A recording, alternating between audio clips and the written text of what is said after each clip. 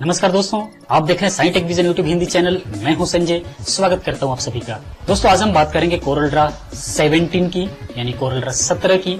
साथ ही साथ मैं ये भी बताना चाहूंगा कोरल ड्रा 12, 13, 14 या 15, 16, 17 इन सब में काम करने का तरीका लगभग एक ही जैसा है। तो आपके पास जो भी वर्जन है, आप इस वीडियो को देखने के बाद आप किसी भी वर्जन में काम कर सकते हैं। दोस्तों कोरल ड्रा को प्रॉपर तरीके से समझने के लिए 1 बाय 1 करके आ रही हमारी सभी वीडियोस को ध्यान से देखें, ताकि आप कोरल ड्रा को बिल्कुल प्रॉपर तरीके से समझ सकें और आगे हर काम को बिल्कुल आसान तरीके से कर सकें। तो दोस्तों चलिए शुरू करते हैं आज का अध्याय।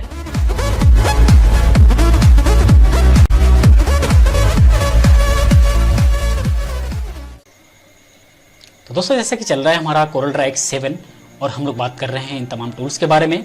इसी सीरीज में हम इस अध्याय में बात करेंगे क्रॉप टूल और क्रॉप टूल के फ्लाई आउट में मौजूद knife tool, virtual segment delete tool और इरेज टूल के बारे में। इस टूल को प्रॉपर समझने के लिए हम पहले रेक्टेंगल ड्रॉ करते हैं और इसी पर हम इस टूल को प्रॉपर तरीके से समझेंगे।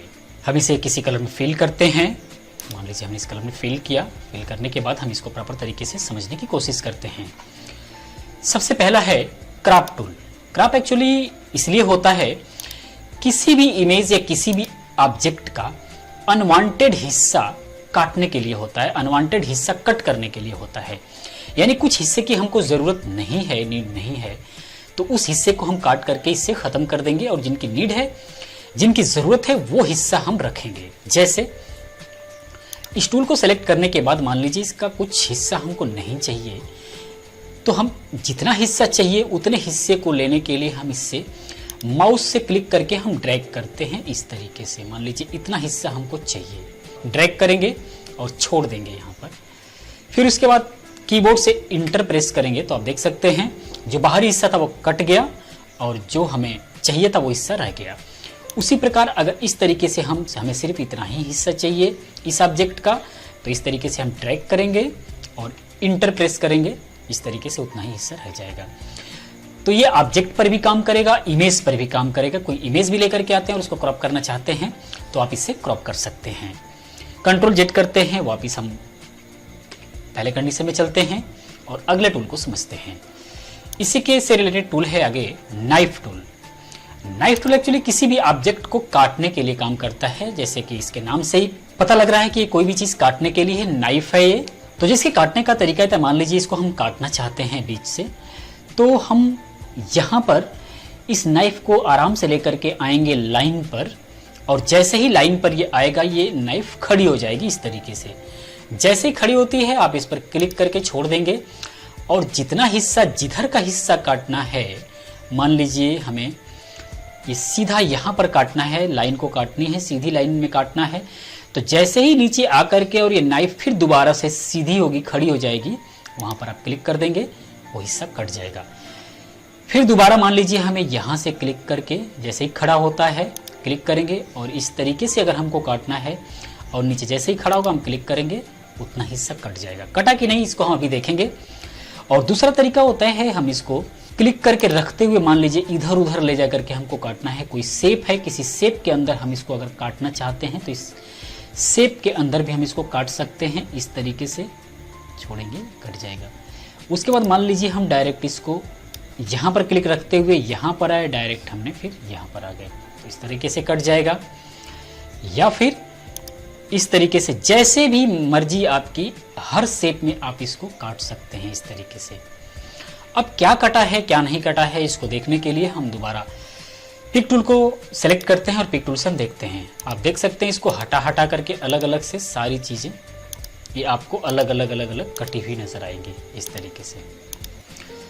तो ये ऑब्जेक्ट में बहुत ही कमाल का टूल है और इसको हमें अक्सर जरूरत पड़ेगी, क्योंकि कोई भी एक ऑब्जेक्ट होता है और उसको जब हम काट देंगे तो बिल्कुल अलग ऑब्जेक्ट में तब्दील हो जाता है, बिल्कुल ऑब्जेक्ट ही अलग हो जाएगा। ज्वाइंट एरिया में वो फील ही रहेगा, वो वापस वहीं से पकड़ लेता है, दोनों ऑब्जेक्ट अलग अलग हो जाते हैं, वो अलग अलग दिखाई देगा। उसके बाद हम अगले टूल को समझते हैं। अगला जो टूल है वर्चुअल सेगमेंट डिलीट। जो भी हमने कट किया है या इसके अंदर से कोई हम डिलीट करना चाहते हैं तो हम इसको इस्तेमाल करके डिलीट कर पाएंगे। जैसे मान लीजिए यहाँ से हमने ड्रैग किया इसको तो ये डिलीट हो जाएगा, इसको हमने ड्रैग किया इसको तो ये डिलीट हो जाएगा, इसको हमने इस तरीके से, आपको सिर्फ क्लिक करने पर डिलीट नहीं होगा, हमें इस तरीके से ड्रैग करना पड़ेगा, इस तरीके से ड्रैग करना पड़ेगा, फिर ये डिलीट होता हुआ चला जाएगा। तो बहुत ही ईजी टूल है ये। वापस हम कंट्रोल जेड करते हैं और पहले की कंडीशन में आते हैं और अगले टूल को समझते हैं। जो अगला टूल है हमारा वो है इरेजर टूल। ये भी बहुत ही कमाल का टूल है। आप इरेजर टूल के प्रॉपर्टी में देख सकते हैं, यहाँ पर राउंड में इरेज करेगा और यहाँ से ये स्क्वायर में, और इसका साइज आप यहाँ से घटा बढ़ा सकते हैं इस तरीके से। इसको इरेज करने के लिए मान लीजिए अगर हम इसको यहाँ से एक बार क्लिक करेंगे बाहर एरिया में और यहाँ से आकर के हम दूसरे साइड में अगर हम बाहर एरिया में क्लिक कर देते हैं तो ये क्या करेगा, यहाँ से बीच से बिल्कुल इरेज कर देगा। लेकिन नाइफ में और इसमें फर्क है। नाइफ क्या करता था, बीच से काटने के बाद दोनों ऑब्जेक्ट अलग अलग हो जाते थे, लेकिन इसके अंदर क्या है, ये इरेज तो कर दिया लेकिन ये दोनों अलग अलग ऑब्जेक्ट नहीं है। जब आप इसको सेलेक्ट करेंगे पिक टूल से तो दोनों एक साथ सेलेक्ट होंगे, एक साथ मूव होंगे इस तरीके से। तो इसने इरेज किया है कलर को, लेकिन इसने ऑब्जेक्ट को काटा नहीं है, ऑब्जेक्ट को अलग नहीं किया है।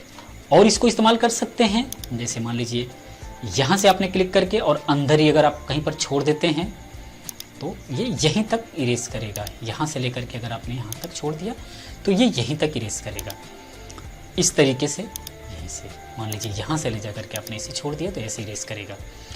आप इसमें जो है ये स्क्वायर भी ले सकते हैं। स्क्वायर को मान लीजिए यहाँ से करके आप ऐसे इरेज करना चाहते हैं तो इस तरीके से इरेज कर सकते हैं। बहुत जगह ड्राइंग में हमारी इसकी ज़रूरत पड़ सकती है तो हम इसको इस तरीके से इस्तेमाल कर पाएंगे। तो बहुत ही कमाल के टूल थे ये क्राफ्ट टूल के अंदर। दोस्तों मैं उम्मीद करता हूँ कि क्राफ्ट टूल और क्राफ्ट टूल के फ्लाईआउट में मौजूद ये तीनों टूल आपके समझ में आ चुके होंगे। दोस्तों ये वीडियो कैसा लगा आप कमेंट बॉक्स में हमें ज़रूर बताएं। अगर ये वीडियो अच्छा लगा है तो वीडियो को लाइक करें और अपने दोस्तों के साथ शेयर करें। और अगर आपने हमारे चैनल को सब्सक्राइब कर लिया है तो बहुत बहुत धन्यवाद। और अगर अभी तक आपने हमारे चैनल को सब्सक्राइब नहीं किया है तो प्लीज वीडियो के नीचे दिखाई दे रहे रेड बटन पर क्लिक करके सब्सक्राइब कर लीजिए, क्योंकि कोरल ड्रॉ और फोटोशॉप से रिलेटेड कंप्लीट ट्यूटोरियल में लेकर के आने वाला हूं। तो इस अध्याय में यहीं तक, मिलते हैं नेक्स्ट वीडियो में। Thank you, have a nice day.